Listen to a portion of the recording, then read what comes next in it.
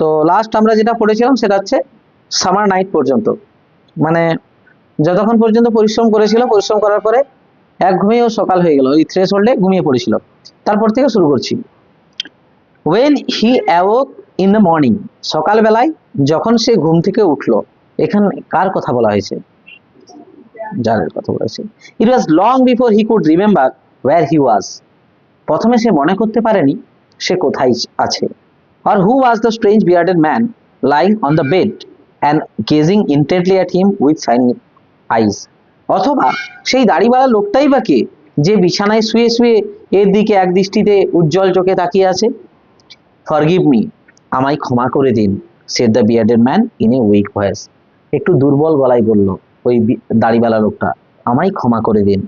when he saw that the jar was awake and was looking at him, কখন বললে এই কথাটা? যখন দেখলো যে জারের ঘুম ভেঙেছে এবং এর দিকে তাকিয়ে আছে। I do not know you and have nothing to forgive you for, said the jar, jar তখন বলল, আমি তো তোমায় চিনি না, আর আমি কেন ক্ষমা করতে যাব তোমায়।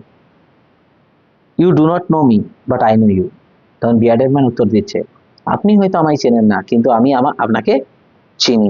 I am that enemy of yours who swore to revenge himself on you, আমি হলাম আপনার সেই শত্রু যে শপথ করেছিল বা প্রতিজ্ঞা করেছিল যে আপনার উপর প্রতিশোধ নেবে।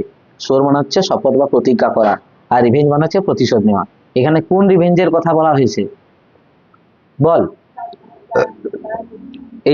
এই যে রাজা তার ভাইকে ইয়ে করেছিল না, তোর শাস্তি দিয়েছিল না, আর তার যা তোর সম্পত্তি ছিল বাজেয়াপ্ত করেছিল, তখন ওই যে লোকটা। Because you executed his brother and seized his property, কারণ আপনি তার ভাইকে শাস্তি দিয়েছিলেন এবং বা দণ্ড দিয়েছিলেন এবং তার সমস্ত সম্পত্তি বাজেয়াপ্ত করে নিয়েছিলেন। এখানে সিজড বানানটা দেখে নিবি, SEIZED, সিজড মানে হচ্ছে এখানে হচ্ছে বাজেয়াপ্ত করা, আর একটা আছে CEASE, সিজ মানে হচ্ছে থমকে যাওয়া। হ্যাঁ, I knew you had gone alone to see the hermit, আমি জানতাম যে আপনি হারমিটের সাথে একাই দেখা করতে এসেছেন। and I resolved to kill you on your way back, আমি এবং আমার মনস্থির করে নিয়েছিলাম আপনি যখন হারমিটের সাথে দেখা করার পর একা ফিরে আসবেন তখন আপনাকে মারব। but the day passed, কিন্তু দিন পেরিয়ে গেল, and you did not return, এবং আপনি ঘুরলেন না। so I came out from my ambush, এবং আমি তাই আমার গোপন আস্তানা থেকে বেরিয়ে এলাম। অ্যাম্বুশ মানে কি তাহলে? গোপন আস্তানা, কাউকে অ্যাটাক করার জন্য লুকিয়ে থাকার যে জায়গা সেটাকে বলে অ্যাম্বুশ। টু ফাইন্ড ইউ, আপনাকে খোঁজার জন্য আমি আমার গোপন আস্তানা থেকে বেরিয়ে এলাম। অ্যান্ড কেম আপন ইউর বডিগার্ড, এবং আমার সাথে আপনার দেহরক্ষীর মুখামুখি দেখা হয়। অ্যান্ড দে রিকগনাইজড মি, এবং তারা আমায় চিনতে পারে। অ্যান্ড ওন্ডেড মি, আমায় আহত করে। আই এসকেপ ফ্রম দেম, আমি তাদের কাছ থেকে বেঁচে যাই, বাট বা পালিয়ে আসি। But should have bled to death had you not dressed my wound, কিন্তু যদি আপনি আমার এই ক্ষতস্থানটা সেবা বা শুশ্রূষা না করে দিতেন না, হয়তো আমি মারা যেতাম। I wish to kill you, আমার ইচ্ছা ছিল আপনাকে মারার। And you have saved my life, এবং আপনি আমার জীবন বাঁচালেন। Now if I live and if you wish it, এরপর যদি আমি বাঁচি এবং আপনি যদি চান, I will serve you as your most faithful slave, আমি আপনার সব থেকে বিশ্বস্ত দাস হিসাবে কাজ করব। And will bid my sons to do the same, forgive me, এবং আমার ছেলেদেরকেও বলবো ওই একই কাজ করতে। মানে কার সেবা করতে? রাজার। হ্যাঁ, আমায় ক্ষমা করে দিন। The jar was very glad to have made peace with his enemy so easily, যার খুবই আনন্দিত হলো তার শত্রুর সাথে এত সহজে বন্ধুত্ব স্থাপন করায়। And to have gained him as a friend, এবং তাকে সে একজন বন্ধু হিসাবে খুঁজে পেল।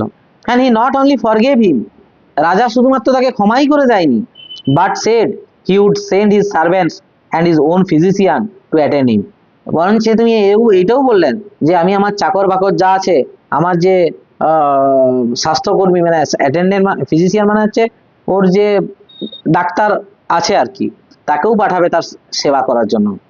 And promise to restore his property, এবং তাকে প্রমিস করলো যে আমি তোমাকে তোমার সম্পত্তি ফিরিয়ে দেব। কে প্রমিস করলো? রাজা। Having taken leave of the wounded man, ওই আহত ব্যক্তির কাছ থেকে বিদায় নেওয়ার পর the tsar went out into the porch, tsar কোথায় বেরোলো? পর্চে। পর্চ মানে কোন জায়গাটা জানিস তো? কুড়ে ঘরের বাইরের যে ধারির মতন একটু চওড়া জায়গাটা, সেই জায়গাটাকে বলে পর্চ, ঠিক আছে? ওখানে বাইরে বেরিয়ে and looked around for the hermit, সে হারমিটকে খোঁজাখুঁজি করছিল। বিফোর গোয়িং অ্যাওয়ে, চলে যাওয়ার আগে, he wished once more to beg an answer to the question he had put. চলে যাওয়ার আগে সে আরো একবার চেয়েছিল সেই প্রশ্নগুলোর উত্তর, যে প্রশ্নগুলো আরোপ করেছিল সেই প্রশ্নগুলোর উত্তর জানার জন্য। দ্য হারমিট ওয়াজ আউটসাইড, সন্ন্যাসী কোথায় ছিল বলতো? বাইরে। অন হিজ নিজ, হাঁটু গেড়ে, sowing seeds in the beds that had been dug the day before, যে মাটিটা সে আগের দিন তেড়েছে সেই মাটিতে কি করছে? বীজ বপন করছে। সোয়িং সিড মানে হচ্ছে তাহলে বীজ বপন করা, আর বেডস মানে হচ্ছে এখানে মাটির স্তরগুলো বলা হয়েছে। The tsar approached him, tsar তার কাছে গেল, অ্যান্ড সেড, এবং বলল, for the last time I pray you to answer my questions wise man. ও হে জ্ঞানী ব্যক্তি, শেষবারের মতন আমি আপনাকে প্রার্থনা করছি, আমাকে প্রশ্নগুলোর উত্তর দিন। You have already been answered, এটা হচ্ছে সব থেকে important line. You have already been answered, long question আসতে পারে, আন্ডারলাইন করে রাখ। কি রকম কোশ্চেন আসতে পারে? You have already been answered মানে হচ্ছে যার এই কথাটা কে বলেছে, আর কিভাবে, কাকে বলেছে, কিভাবে উত্তর পেল, এটা হচ্ছে লং কোশ্চেন হবে। সেড দ্য হারমিট, হারমিট বলল, তুমি তো উত্তর পেয়ে গেছো।